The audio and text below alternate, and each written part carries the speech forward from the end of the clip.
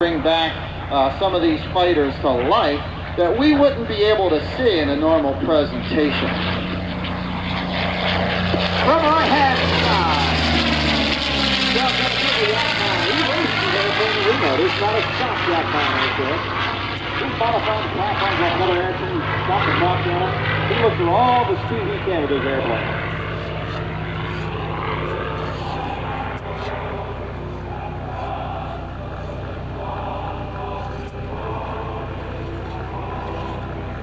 All right, Sean comes in left-hand side. Watch Sean takes his airplane. Bring it right down to 250-foot deck level here. In excess. Guys, what's it look at speed-wise? That 230? 240 somewhere? That's 250 right down the deck. Pitch nose up, rolls the airplane right down center line of the runway. This is a beautiful, beautiful airplane. It's number one roll. Rolls 90 degrees back, and it pulls back.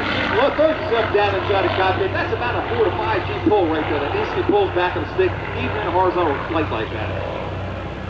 Again, climber for altitude. It doesn't take long for the Yak-9 to gain altitude. This is a Rolls-Royce powered aircraft. Same thing to P-51, same style engine. Of course, he's modified this thing, get all the horse pressure he can out of his race arena and try to win with it.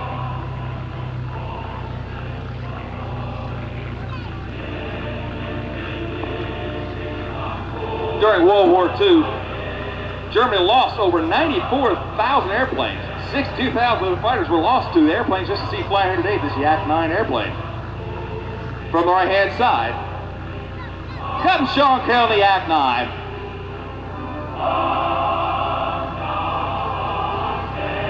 Powers up, pitching those up, there's 1.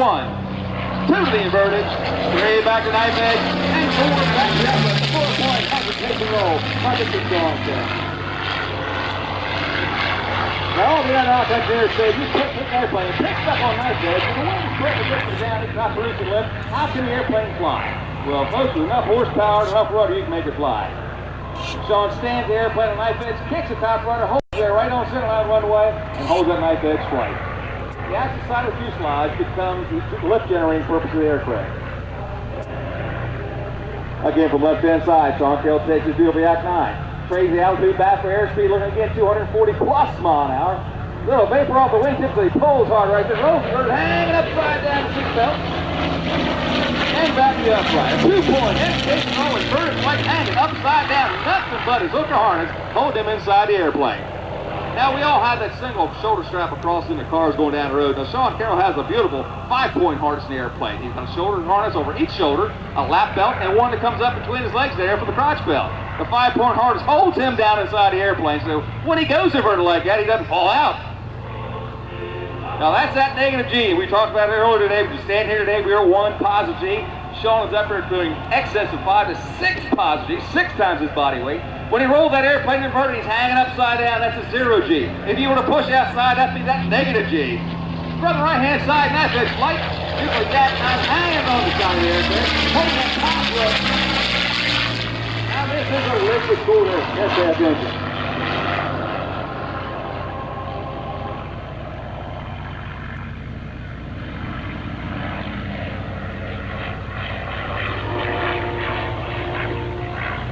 Now we saw Caparosa with a beautiful SMJ.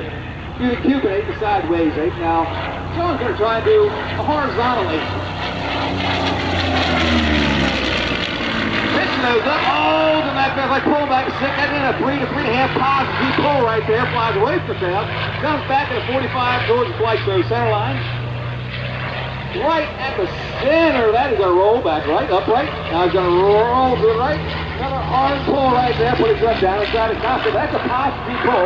Even though the airplane is a knife edge flight, that's about a 3.5 to 4 positive G pull. As you can visualize that what he's doing out there, that is the flat 8, the sideways 8. If you take one and put it up on the side, it'll be the 8 vertical 8 like you would see earlier today by Mr. Kevin Russo. Pitch goes up, rolls the airplane. Sean Carroll, a beautiful Yak-9 aircraft. Now the Yak-9 had 37mm cannons with 2 12.7mm machine guns. It also could carry 8 rockets under the wings. It had hard points on the bottom side of that aircraft, the wing. You had a chance to look at it, walk around earlier today. You got to see the hard points at the bottom of this airplane. This is a real pretty airplane. The Russians always built airplanes strong. Russians built like tanks. One of the prettiest airplanes I think Russia's ever produced right here, the Yak-9. Nice big slow roll by Sean Carroll, the Yak-9.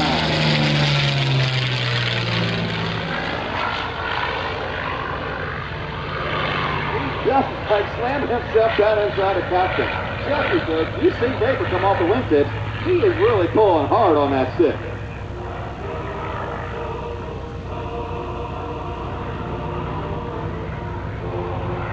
Watch it. Sean takes the airplane again, climbs the altitude. What do we do with altitude? We trade it for airspeed. He's going to take that whole 600-700 feet of altitude, pitch the nose down. He's going to go for excess of 300 mile an hour from the left-hand side of the air show box. Because this is a straight run. Gets the Yak-9 just a smoking down the air show center line. Hey, some little vapor trail again. Nice big slide down the center line.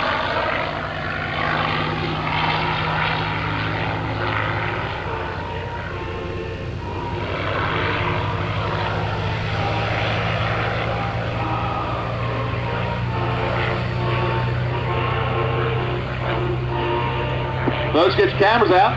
Sean Carroll's going to take his beautiful Yak-9, come through a photo pass for us this time. From the right-hand side of the box, high and to your right. Again, trading an altitude for what? Airspeed.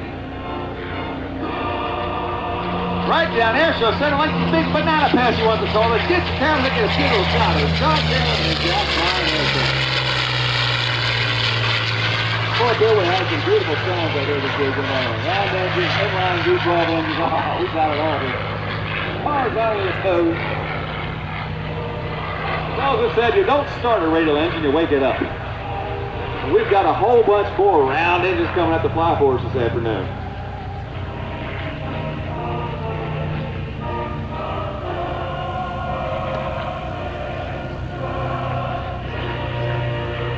Sean Carroll lives in Southern Maryland. He's performed over 250 low-level aerobatic shows with this aircraft. Sean races aircraft at the Reno National Air Races coming up in September. Here comes Sean Carroll one more time. He's not done having fun.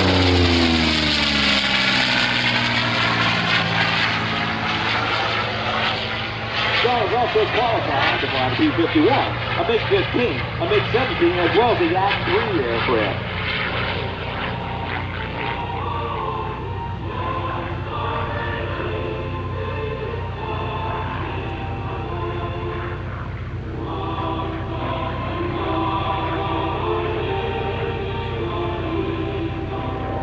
You think he's having fun out there? He doesn't want to quit. He's having way too much fun. Look at this great crowd out here running this weekend.